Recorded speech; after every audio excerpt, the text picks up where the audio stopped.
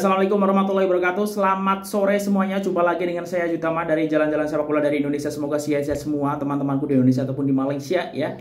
Karena aku juga dapat update dari temanku di Malaysia di Johor bahwa masih banjir masih ada ya, dan semoga cepat surut, cepat recovery, semoga tak terjadi lagi. Waspada semuanya ya, pokoknya sehat-sehat semua.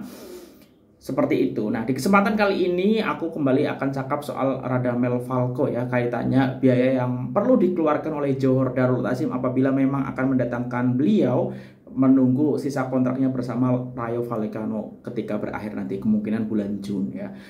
Nah, rumor soal Radamel Falco tidak hanya ramai di bola sepak Malaysia, karena khususnya di Indonesia juga beberapa hari ini banyak yang mengabarkan soal Radamel Falco ya.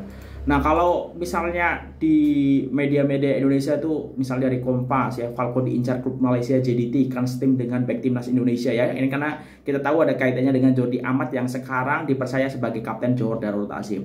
Johor Darul Ta'zim serius bakal datangkan Radamel Falco, bakal satu tim dengan Jordi Amat ya. Ini dari bola.net. Dari goal.com Indonesia juga soal ex-striker Manchester United, pelatih Johor Darul Ta'zim, semua tergantung bos ya.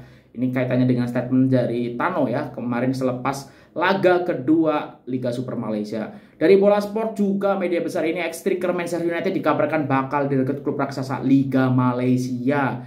Kemudian banyaklah Indosport juga kejutan main di Malaysia, ex-striker Man United bakal jadi tandem penggawa timnas Indonesia. Jadi memang banyak dikait-kaitkan dan masih banyak media lain yang memang memberitakan soal rumor Falco ke Malaysia, ke Johor Darul Ta'zim, dan kaitannya dengan akan jadi satu tim dengan Jordi Amat ya. Ini exposure yang apa ya, yang membuat nama Liga Super, nama JDT makin banyak dibicarakan ya untuk bola sepak di luar Malaysia. Dan kalaupun misalnya Radamel Falco tak jadi join dengan Johor Darul Ta'zim ya, awareness atau orang yang awalnya mungkin tak tahu ya jadi tahu, wah, ini klub yang kemarin dikaitkan dengan Radamel Falco ya. Jadi memang isu ini tuh sebenarnya baiklah untuk Johor Darul Ta'zim dari segi exposure, dari segi awareness untuk cari tahu soal Johor Darul Ta'zim. Pasti kalau yang nggak sebelum ini belum tahu,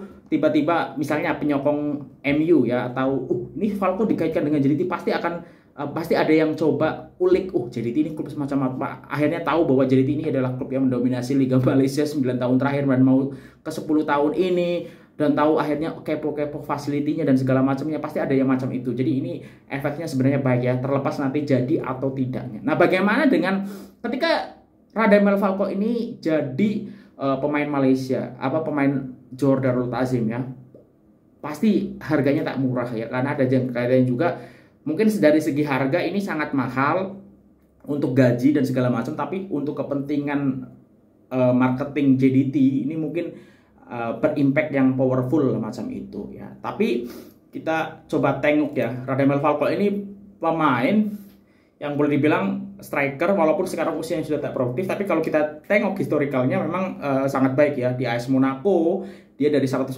main 83 jaringan, River Plate dari 111 main 45 jaringan, di Atletico Madrid yang kita tahu beberapa kali berjaya di Liga Eropa 70 gol dari 91 main, FC Porto 87 main 72 gol, di Rayo Vallecano sekarang ya itu 8 gol dari 46 main, Galatasaray dari 43 perlawanan 20 jaringan. Nah, memang di MU ini agak, ketika di MU dan sampai sekarang juga cukup menurun ya. Cuman 4 gol dari 29 permainan, di Chelsea juga 12 cuman 1 gol. Nah, itu ya. Jadi pas lagi jaya-jaya tentu ada di Atletico Madrid, FC Porto, AS Monaco, kemudian River Plate, dan di Galatasaray juga sempat berjaya juga ya di sana gitu. Jadi memang harganya cukup pantas ya kalau mahal. Nah, ini kalau kita tengok dari makanbola.com ya, jadi itu mungkin perlu berbelanja 500.000 ringgit setiap bulan untuk khidmat Falcao ya. Itu angka yang sangat besar ya. Coba aku tengok ya kurs ringgit. 500.000 itu berapa? 500.000 itu kurang lebih 1,7 miliar per bulan, bukan. Kita coba baca dulu ya penjelasannya. Ini dari Nick Faris. Berita mengenai perpindahan sensasi penyerang kebangsaan Kolombia Radamel Falcao ke Johor Darul Ta'zim sudah hangat diperkatakan di Malaysia dan juga Eropa ya.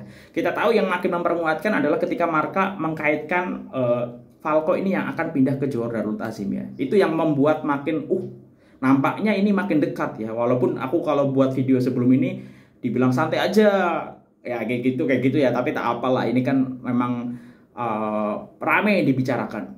Pemain berusia 37 tahun itu kini beraksi bersama Rayo Vallecano de la Liga Spanyol, berhasil untuk membawa haluan baru dalam karirnya.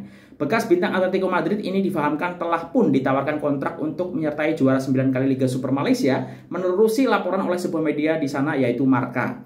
Beliau juga bukan saja bakal beraksi sebagai pemain, namun bakal menjadi duta klub sekaligus berpotensi untuk menambah nilai komersial klub dan juga Liga Malaysia. Ya itu ya, belum datang pun secara marketing sini sudah membuat nama JDT ini sering kait-kaitkan ya dengan perpindahan player ini. Jadi kalaupun memang tak jadi, sebenarnya JDT sudah cukup berhasil ya menjual namanya dari pemberitaan-pemberitaan yang ada.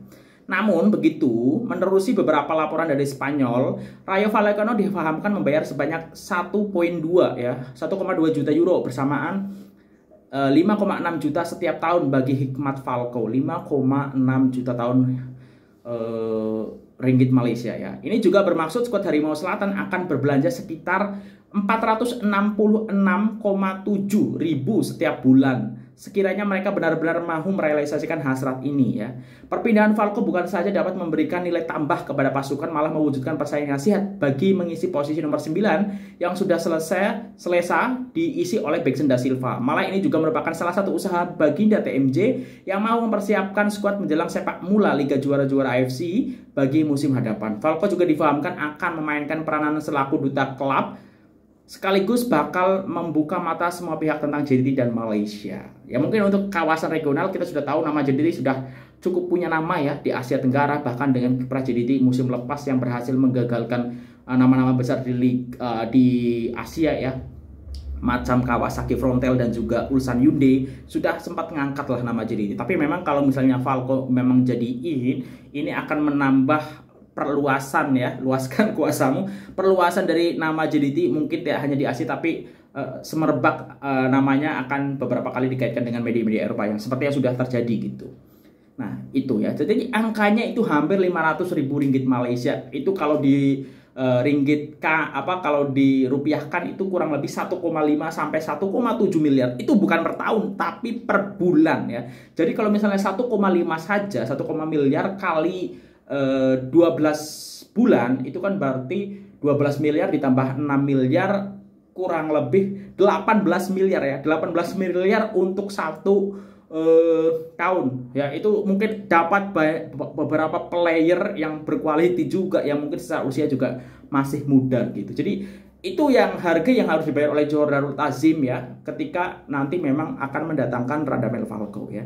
Ini kita tunggu saja karena kan ini masih sampai bulan Juni ya kontraknya Radamel Falcao, dan mungkin memang akan mendatangnya free transfer. Tapi ya sekali lagi kalau saya pribadi pun kalau memang untuk kebutuhan tim ya memang agak kurang tepat lah menurut aku, karena udah ada Beksen, terus ada pelapisnya juga ya, Luis Diogo ya. Tapi mungkin ya tadi kalau untuk jadi duta untuk mengkomersilkan lebih ya dari JDT yang sekarang ya, itu tentu ada perhitungan tersendiri dari Tunku Mahkota Johor ya. TMJ sekarang sibuk untuk mengurusi memang sedang yang ada musibah di Johor dan sekitarnya ya. Semoga diberi kemudahan dan lagi-lagi diberi kekuatan untuk teman-teman di sana yang mengalami musibah ya, dan cepat recovery. Itu doa kami dari Indonesia ya. Amin.